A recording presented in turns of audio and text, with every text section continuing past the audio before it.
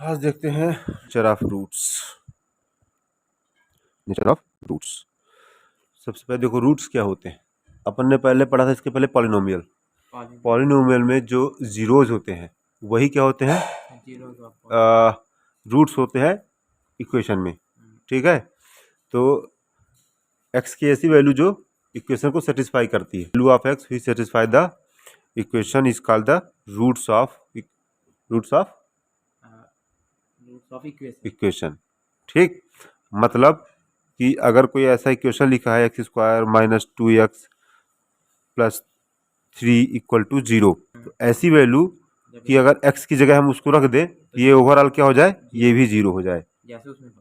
ठीक है, बात समझ में। तो ये क्या कहलाएगा, उसका रूट्स कहलाएगा। अब है नेचर ऑफ रूट्स, तो देखेंगे अपन, लेकिन पहले देख लेते हैं उसका चेक करने का सिस्टम क्या है। रूट्स कैसे निकालते हैं, पहले जब रूट्स निकालोगे तब तो नेचर पता चलेगा। तो जैसे जो इसका जनरल फॉर्म होता है क्वाड्रेटिक इक्वेशन का, A X square plus B X plus C equal to 0। ये ए हो गया एक्स स्क्वायर का कॉफिशिएंट, बी हो गया एक्स का कॉफिशिएंट, और सी क्या है, ओनली रियल नंबर। ठीक, तो एक्स इक्वल टू एक्स क्या है यहाँ पे, रूट का फार्मूला है ये, minus b plus minus b square minus 4ac upon 2a। ठीक है, कितने रूट होंगे इसके, क्वाड्रेटिक इक्वेशन है, डिग्री 2 है, मतलब मैक्सिमम पावर इक्वेशन की 2 है, तो मैक्सिमम रूट्स इसके 2 हो सकते हैं, 2 ही होंगे, जितने पावर उतने इसके रूट। ठीक है, इसके 2 रूट होंगे, तो दोनों रूट निकालने का ये इसका फार्मूला है। ठीक, एक फार्मूला अपन पढ़ चुके हैं, फार्मूला नहीं कहेंगे उसको, मेथड कहेंगे, स्प्लिटिंग मिडिल टर्म पहले पढ़ चुके हैं, है ना। ये थोड़ा सा नया फार्मूला भी है।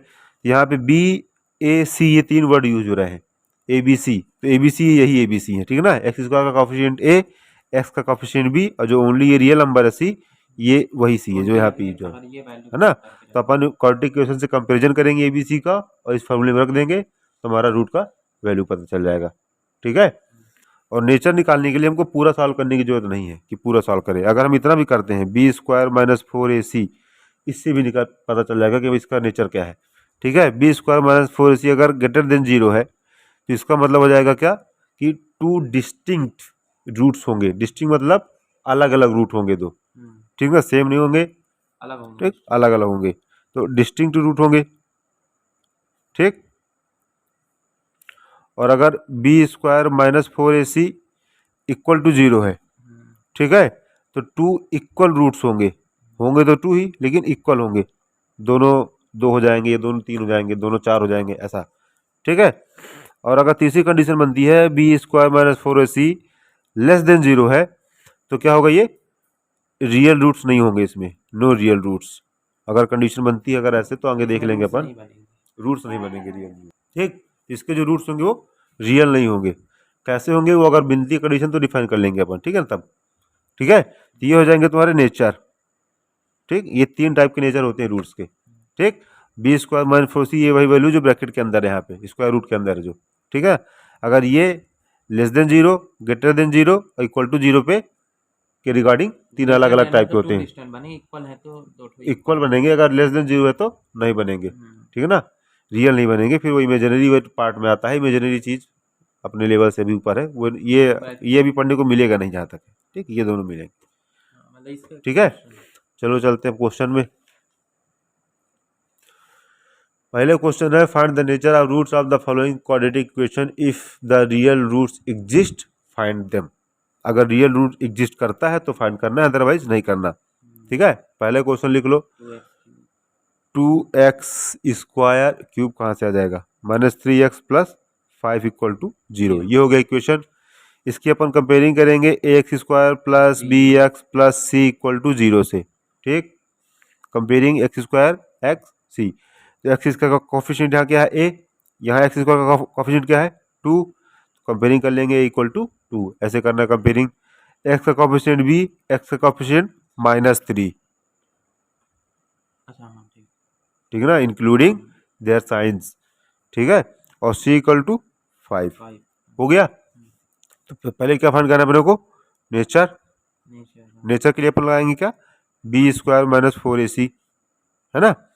तो बी स्क्वायर माइनस 4ac क्या हो जाएगा, बी मतलब -3 का स्क्वायर, ठीक, साइन सही रखेंगे, माइनस 4 इंटू ए कितना है 2 इंटू सी कितना है 5, 3 का स्क्वायर 9 माइनस 5 2 जा 10 4 जा 40 माइनस का 31, निगेटिव है ना, निगेटिव मतलब लेस देन 0, ठीक, तो नो रियल रूट्स एग्जिस्ट, ठीक, कोई रियल रूट एग्जिस्ट नहीं करता।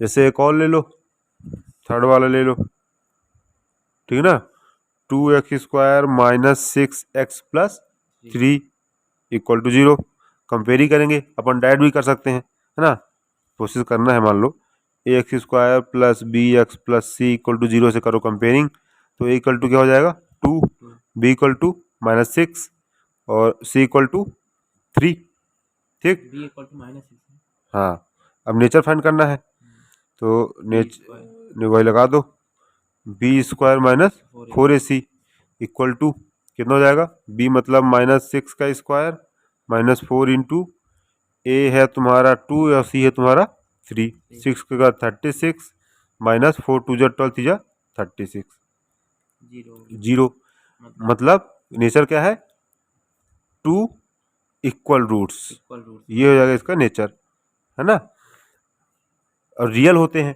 तो ये फाइंड करना है, तो फाइंड करने का तरीका, अब रूट्स फाइंड करना है तो लगा दो, x equal to minus b plus minus square root b square minus 4ac upon में 2a, ठीक है, पुट करो, माइनस एक फार्मूले में है और b भी माइनस में है तुम्हारा, है ना, तो -6 प्लस माइनस b, इसकी वैल्यू तो अपन निकाल चुके हैं, कितनी है 0, 2 इंटू ए कितना है 2, अब ये तो खत्म ही हो जाएगा, 0 बच जाएगा ना, तो क्या ही करोगे, तो माइनस माइनस प्लस का 6 प्लस 0 अपॉन में 2, वो तो 0 हो गया, तो x इक्वल टू क्या हो जाएगा 3, ठीक है ना, मतलब दो रूट कौन कौन से आएंगे 3 और 3, तो इक्वल रूट्स बोल रखा है ना, तो इसकी दो वैल्यू हो जाएंगी 3 और 3, ठीक है, डिस्टेंट के लिए, हाँ, जब यहाँ पे कोई वैल्यू आएगी तब फिर प्लस के लिए अलग करेंगे, माइनस के लिए पे, हाँ, अगर ये ग्रेटर देन 0 आता, अगर ये ग्रेटर देन 0 आता